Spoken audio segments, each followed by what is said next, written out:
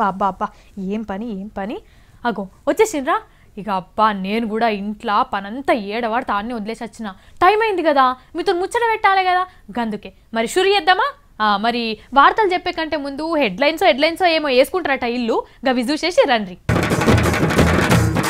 మున్సిపాలిటీలో ఓడిచిన ఓట్ల పంచాది, చిగలు పట్టుకొని కోట్లాడిన ఆడోళ్ళు. ఏపీఎన్జీఓలకు పట్ట పగలే సుక్కలు, ఖాళీ భూములు మాకేనన్న సర్కార్.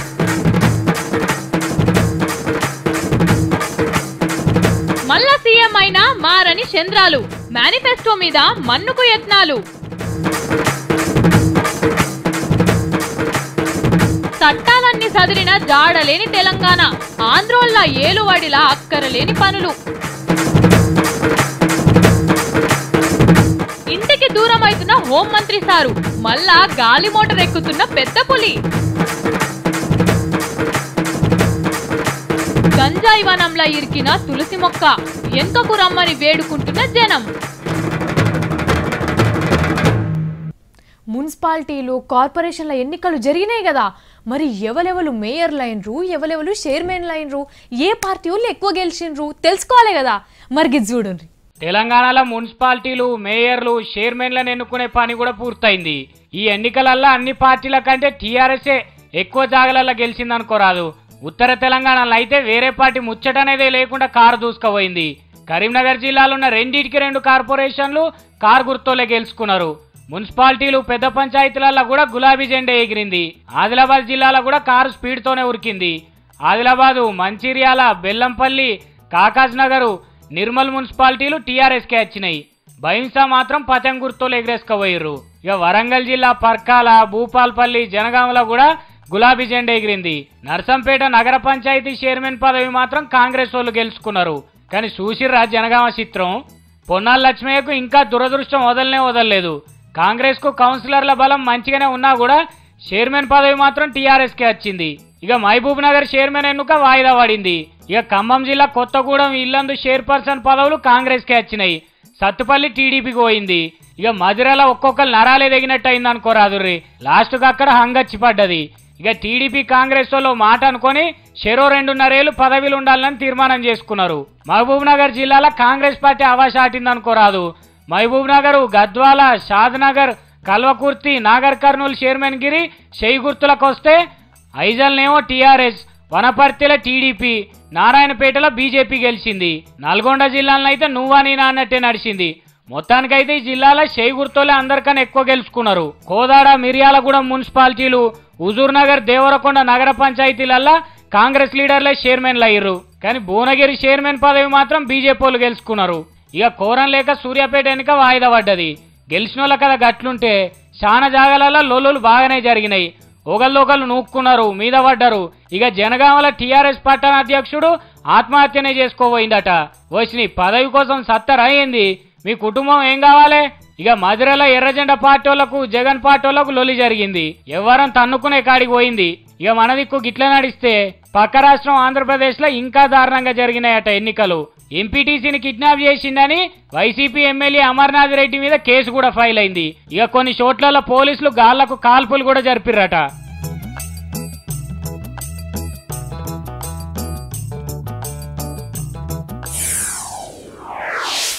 ఏందో మన హైదరాబాద్ లో బుల్డోజర్లు కొనబోతే దొరకుడే లేదట. గంత బిజీగా తిరుగుతున్నాయట. ఇంకొన్ని దినాలైతే వాళ్ళు బ్లాక్లు అమ్ముకునేటట్టు కూడా ఉన్నారు. ఆఖరుకు మనోళ్ళు బ్లాక్లు కొనుక్కునేటట్టు కూడా తయారవుతుర్రు. మరి ఇదంతా కేసీఆర్ సార్ వల్ల అంటున్నారు. మరి కేసీఆర్ సార్కు ఈ బుల్డోజర్లకు ఏందో లింకు నాకైతే సమాజపడతలేదు. ఇప్పట్లో ఆగేటట్టు లేదు కేసీఆర్ సార్ ఉరుకులాట. ఒకటెనుకొకటి మొత్తం సర్కారు భూములన్నీ మళ్ళా జమ చేస్తున్నాడు. మొన్ననే గురుకుల్ ట్రస్టు, నిన్న నాగార్జున కబ్జా పెట్టిన భూములు, ఇవాళ ఏపీ ఎన్జీఓల భూములు లైన్ పెట్టి అరుచుకుంటున్నాడు.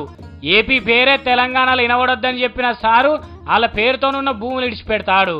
అందుకే షేర్లింగంపల్లి మండలంలో ఉన్న గోపన్పల్లిలా ఏపీ ఎన్జీఓలు దక్కించుకున్న 189 ఎకరాల 14 గుంటల భూమి తెలంగాణ సర్కారు వాళ్ళు తీసేసుకున్నారు. కానీ ఇదే ఏపీ ఎన్జీఓలు ఎంత గోస పెట్టిరు మనల్ని. వద్దురా నాయన మా బతుకు మేము బతుకుతాం అంటే లారీలు బస్సులు రైళ్లు పెట్టి ఆంధ్రోలను తెచ్చి హైదరాబాద్లో మీటింగ్లు పెట్టలే, మన కుత్కెలకు వస్తామని బెదిరియలే. జర్రంత ఏషమేసిన మన అశోకం పంతులు చేతిలో లేకుండానే మాట్లాడే తెలంగాణ అన్నోళ్ళని తన్నిరి సభల. మర్చిపోయినావా మనం అది? మన కూడిదిని మన కడుపుల మీద కొట్టేటోళ్లకు మనం భూములు ఎందుకు ఇవ్వాలి చెప్పుండ్రి. అందుకే కేసీఆర్ సార్ ఎవరికి గుంట భూమి ఇచ్చేది లేదు, మొత్తం కబ్జా పెట్టుకోండ్రని రాజేంద్రనగర్ ఆర్డీఓ సార్కి చెప్పిండట. ఆయన పోయి ఆ షేర్లింగంపల్లి ఎంఆర్ఓని ఎంట పెట్టుకొని మొత్తం కబ్జా పెట్టేసిండ్రట. మంచి పని చేసిండ్రు అని అనుకుంటున్నారు ఆడున్న తెలంగాణ వాళ్ళు. గీ భూమి మీదనే అందరికంటే ఎక్కువ తెలివిగల మనిషి చంద్రబాబే అని నాకు అనిపిస్తుంది. ఏమాయ గట్ల చూస్తుర్రు? ఇప్పుడు కేసీఆర్ సార్నని ఇప్పుడు చంద్రాలని అంటున్నానా? మీరు ఏమైనా అనుకోర్రి, బాబు బాబే. ఎందుకో ఎరకనా? జాబు రావాలంటే బాబు రావాలే కదా. పట్టేసారు చూసిర్రా గందుకన్నట్టు. సరే సార్కు ఇప్పటికే ఫ్యాన్స్ కూడా ఎక్కువ, ఆల్ ఇండియాలో అభిమాన సంఘాలు కూడా ఉన్నాయట. ఎందుకంటే మాట మీద నిలబడే 10 మందిని ముందర నిలబెడితే సారు ఫస్ట్ నిలబడతాడు.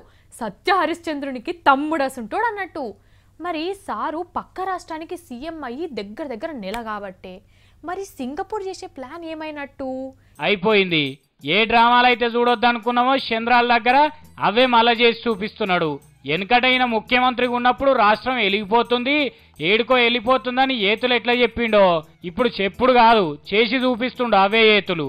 ఇంత పెద్ద హైదరాబాద్లో మంచిగా సర్కార్ నడుపుకునేందుకు పెద్ద బంగ్లాలు ఇచ్చిండ్రు. మీటింగ్ పెట్టుకొని సాటింపులు చేసుకోమని పోయి లేక్ వ్యూ గెస్ట్ హౌస్ ముంగట ఓ టెంట్ వేసి ఆ టెంట్ కింద ప్రెస్ మీట్ పెట్టి పొంకనాలు కొడుతున్నాడు. అంతకంటే ముందు అధికారులతో మీటింగ్ పెట్టుకున్నాడు 100-150 మందితోని. అదేమో ఏసీ రూమ్ లో పెట్టుకున్నాడు. ఇక మా తాన ఏం గతి లేదని చెప్పేదందుకు ముంగట టెంట్ వేసి మా బతుకు గిది, మా పాలన గిది అని జేజమ్మ కథలు చెప్తున్నాడు. ఇక ఇది పొద్దుగాల పేపర్లల్లా చూసి అయ్యో పాపం చంద్రబాబు ఏం గతి లేకున్నా సంసారం చేస్తున్నాడు, ఎంత మంచోడు, గిసోంటి మనిషి ఆంధ్రోలకు దొరుకుడు అదృష్టమే అనుకోవాలి.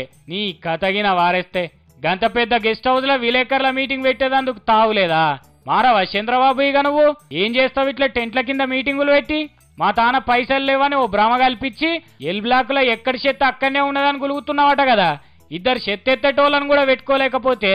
అయినా ఒక్క మాట, ఇప్పుడు మీకు ఏం గతి లేదంటే ఇన్ని రోజులు ఎవలారం కుర్చీలో కూర్చొని ఊగిండ్రు పటేలా మా దాంట్లోనే కదా, మరి గదెందుకో ఒప్పుకోరు అని అడుగుతున్నారు తెలంగాణ జనం.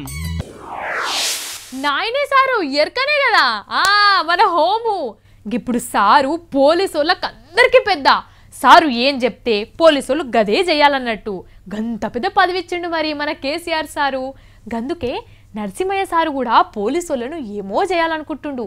వాళ్ళ కోసం ఇంకెక్కడికో పోతాడట. అసలు సారు ఏడుకోతాడు, పోలీసు వాళ్ళని ఏం చేయాలనుకుంటుండు మనం కూడా ఒకసారి చూసేసేద్దాం నడురి. ఇరాం లేదు ఇంకేం లేదు అన్నట్టే ఉన్నది మన పోలీస్ మంత్రి నాయన్ నరసింహారెడ్డి సార్ పని. ఏమంట కుర్చీ ఎక్కిండో ఆదివారం సంధి కాళ్ళ గిరికలు కట్టుకున్నట్టే తిరుగుతున్నాడు. మొన్నటిదాకా హిమాచల్ ప్రదేశ్కే పోయినా అసెంబ్లీ సమావేశాలకు కూడా అందనంత దూరం నుండి ఆపసంపత అరుచుకున్నాడు. వచ్చే 5-6 రోజులు కూడా కాలే అప్పుడే మళ్ళొక తానికి పోయిరాపోమ్మని తోలుతున్నాడు కేసీఆర్ సారు. అదే లండన్ అమెరికా కట. ఎందుకు పోలీసు వాళ్ళ బట్టలు గిట్టలు మార్చేందుకు ఆడెట్లున్నారో కళ్ళారా చూసి చెవులారా ఇంద్రమ్మని పంపుతున్నాడట. పోతా ఓ 2 పోలీసు వాళ్ళని ఎంట పెట్టుకొని పోతాడట. మరి అమెరికా లండన్ పోలీసు వాళ్ళు ఎట్లున్నారు, వాళ్ళు పొద్దుగాల తానం చేసి ఏ అత్తారు కొట్టుకుంటారు, ఏం కథ అరుచుకొచ్చేతందుకు.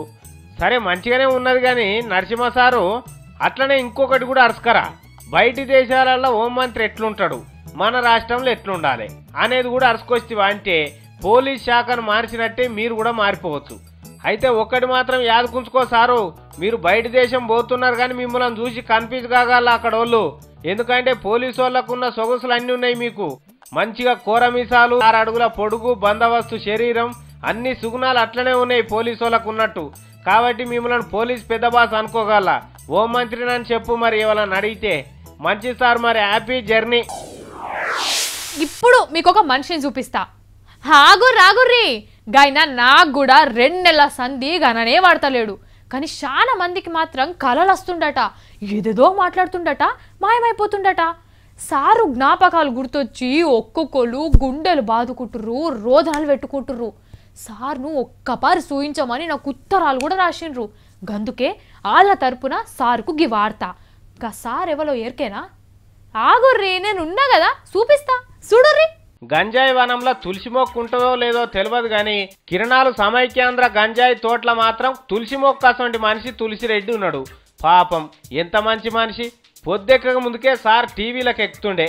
తెల్లటి పంచే, తెల్ల లాల్చి, మెడ మీద 3 రంగుల కండువా, నెత్తికి నూనె ఒత్తుగా పెట్టుకున్న కారకుంట కవర్ చేస్తుండే. ఇక మంచిగా బొట్టు, కిరు చెప్పులు, అబ్బా కథనే అలాగుండే తులసిరెడ్డి సార్ది. టీవీలో కూర్చొని మాట్లాడుతుంటే తెలుగుదనం కట్టలు తెంచుకునేది. పుసుక్కున కాంగ్రెస్ పార్టీని ఎవరైనా గెలికినట్టు చేస్తే కాల్చక తింటుండే అసొంటి వాళ్ళని. కాంగ్రెస్ పార్టీకి మైక్ అసొంటి మనిషి అనుకోరాదు తులసిరెడ్డి సార్ ఒకప్పుడు. ఏ టీవీలో చూసినా ఆయననే, ఏ చర్చలో చూసినా ఆయననే. ఆయన లేకపోతే టీవీలలో వార్తలే లేవనుకోరాదు. ఇంత గొప్ప మనిషి 2 నెలల సంది కంటికన్నా కనిపిస్తున్నాడు ఐవల్ కన్నా. ఏమంట కిరణాలు సోపతి బట్టి గంజాయి వనంలో ఇగురు పెడదామనుకున్నాడో అప్పుడే సార్ పని పరాకాష్ఠకు చేరింది.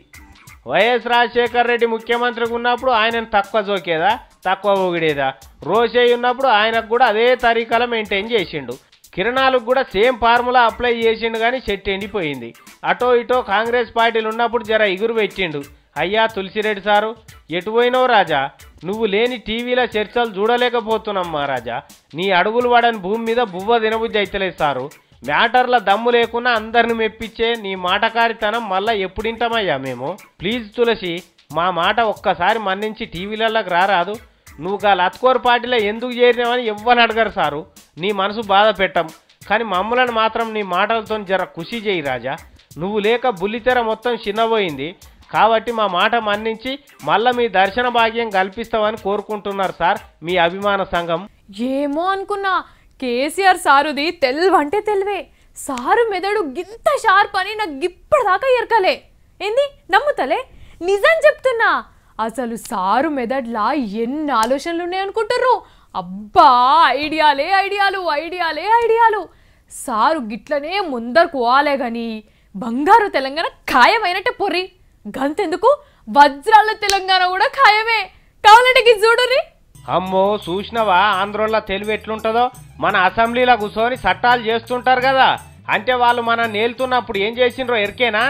మన తాన వడగండ్ల వాన పడి వరి పంట మొత్తం ఆగమైతే 100 రూపాయలు ఇచ్చిగో ఈ పైకం తీసుకొని పండుగ చేసుకొని రని మనకు చెప్తుండే. అదే ఆంధ్ర దిక్కు కొబ్బరి చెట్లు కూలిపోతే కోట్ల రూపాయలు నష్టం వచ్చిందని లెక్కలు కట్టి అవిటికి చట్టాలను చుట్టి కరువు పైకం కూడా ఎత్తుకపోయేటట్టు తయారు చేసిండ్రు మన బంగారు చట్టాలు. ఈ చట్టాలతో తెలంగాణకి ఎంటిక మందం కూడా లాభం లేదు. ఇక మన ముఖ్యమంత్రి సార్ కొత్తగా కొలువెక్కిండు కదా, ఏవి మన చట్టాలు ఎట్లున్నాయి ఏం కథ ఒక్కసారి ఆ కాయిదాల కట్ట ఇటు దేని అని తెప్పించుకొని చూసిండట. చూస్తే ఏమున్నది నీ బాంచన్, అందులో ఏది చూసినా ఆంధ్రోళ్ళకి లాభమయ్యే ముచ్చట్నే ఉన్నదట. బతుకు తెరువుకు పబ్లిక్ పొట్ట చేతిలో పట్టుకొని పోయేదేమో పాలమూరులా, అట్లా పోయేటోళ్ళని ఆదుకునే పథకమేమో గుంటూరులో ఉంటుంది. వెనుకబడ్డ జిల్లా మన తెలంగాణలో ఉంటే మన చట్టాలేమో తూర్పుగోదావరి వెనుకబడ్డది, విజయవాడ వెనుకబడ్డదని చూపిస్తుంటాయి. ఎండిపోయే భూములు తెలంగాణలో ఉంటే రైతులను ఆదుకునే పథకం ఆంధ్రాలో ఉంటుంది. ఇగో గిట్లున్నాయి మన బంగారు దొరలు చేసిన చట్టాలు ఇదివరకు. ఇక ఈ కాయిదాలు తీసుకొని రేపు పొద్దుగాల ఢిల్లీల దగ్గరికి సాయం చేయమని పోతే మన చేతికి రూపాయి బిల్ల కూడా రాదట. అందుకే కేసీఆర్ సార్కు మళ్ళా కోపం వచ్చే చట్టాల సంగతి చూద్దామని తయారైతున్నాడు. మనకు అక్కెరగ్రాని చట్టాలు సవాలొచ్చుంటే ఏం లాభం? అక్కెరకు వచ్చేది ఒక్కటున్నా చాలు. ఈ ఆంధ్రోళ్ళు చేసిన చట్టాలను వాళ్ళని పంపినట్టే సాగనంపుదాం, మనం మళ్ళా కొత్త చట్టాలు చేసుకుందామని చూస్తున్నాడట కేసీఆర్ సారు. ఇప్పటికన్నా మంచి ఆలోచన చేసినావు, జర బిరాన్నే ఆ చట్టాల సంగతి తేల్చేయి, ఓ పని అయిపోతుంది అంటున్నారు పబ్లిక్.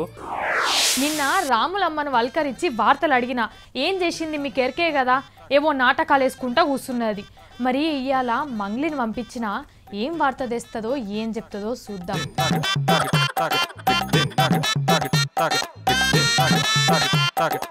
మంగ్లీ, ఓ మంగ్లీ. నేను లచ్చమ్మను. ఏంది అట్లా భయపడ్డావు? నువ్వు లచ్చమ్మ రాములమ్మ అని భయపడితే పాడై గా చెయ్యి సంచులు ఏంటి? ఏం పని మీద పోతున్నావు? బంగారం కొనుక్కొని పోతున్నా, వస్తావు నువ్వు కూడా దా. రాములమ్మ చెప్తే ఏందో అనుకున్నా. అగ్గి మంగ్లీ మహా మాటకారి. ఏమంటివి? బంగారం కొందందుకు పోతున్నావా? అయినా గదేం సరిపోతుంది, పెద్ద గోన సంచులే పట్టుకుపోయేది ఉంటివి. నాకే సెటర్ లేసావా లక్ష్మి? గా రాములమ్మ బాగానే నేర్పినట్టుందిగా నీకు, లేకపోతే 2 రోజులకే గిసుంటి మాటలు ఎట్లా మాట్లాడతావు? అయ్యో మంగ్లీ, గంత మాట అంటివి. అగ్గు ఉంటే జర ఎక్కువ తెచ్చుకుంటుంటివి కదా అని చెప్పినా. అట్లనా? ఎడ్డి పిల్ల లెక్క బాగానే చేస్తున్నావు కదా యాక్టింగ్. నీ మీద ఒట్టు మంగ్లక్క, నేను అబద్ధం చెప్తలేను. గింతకు గా బంగారం ముచ్చటేందో జర చెప్పరాదు. ఓ పిచ్చి లక్ష్మి, బంగారం అంటే బంగారం కాదు తల్లి, ఆలుగడ్డ ఉల్లిగడ్డ అన్నట్టు. అవ్వ 5 కిలోలు ఇవ్వ 5 కిలోలు తెద్దామని పోతున్నా. గవ్వెందుకు? రేపు బజార్లో ఉల్లిగడ్డ ఆలుగడ్డ అస్సలు దొరకాయి ఇక. ఎందుకంటే ఢిల్లీ సర్కార్ వాళ్ళు వీటిని అత్యవసర వస్తువుల కింద చేర్చిర్రు. అత్యవసర వస్తువులా అంటే ఏందన్నట్టు?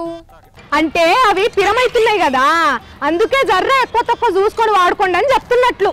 మరి గట్లయితే నేను కూడా ఒక 1/2 కిలో 1/2 కిలో తెచ్చుకుని దాచిపెట్టుకుంటా.